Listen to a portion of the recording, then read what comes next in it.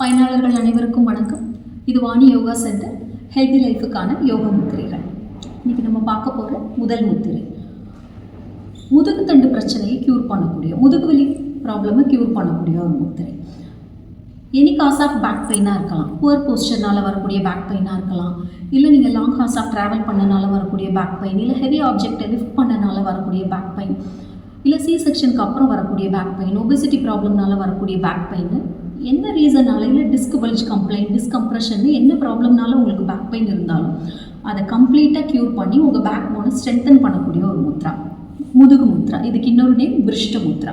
உங்கள் ரெண்டு கையிலையுமே வேறு வேறு சிம்பல். உங்கள் ரைட் ஹேண்ட் எடுத்துக்கிட்டிங்கன்னா 1 3 5 ஞாபகம் வச்சுக்கோங்க. அதாவது தம் ஃபிங்கர், உங்கள் மிடில் ஃபிங்கர், உங்கள் ஸ்மால் ஃபிங்கரோட டிப்பை ஜாயின் பண்ணுங்கள். உங்கள் thumb finger, middle finger, small ஃபிங்கரோட டிப்பை ஜாயின் பண்ணுங்கள். இது உங்கள் ரைட் ஹேண்ட் சிம்பல்.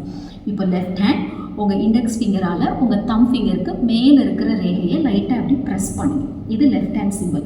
ஒரு 4 minutes யூஸ் பண்ணுங்கள். உங்களுக்கு சிவியர் பேக் பெயின் இருக்குன்னா ஒரு நாளைக்கு 4 times யூஸ் பண்ணலாம். இல்லை உங்களால் தாங்க முடிகிற அளவு இருக்குது அப்படின்னா 2 times அது யூஸ் பண்ணுங்கள். மார்னிங் அண்ட் ஈவினிங் 1 time பண்ணும்போது 4 minutes. ரொம்ப அதிக பேக் பெயின் இருந்தால் 4 times பண்ணுங்கள்.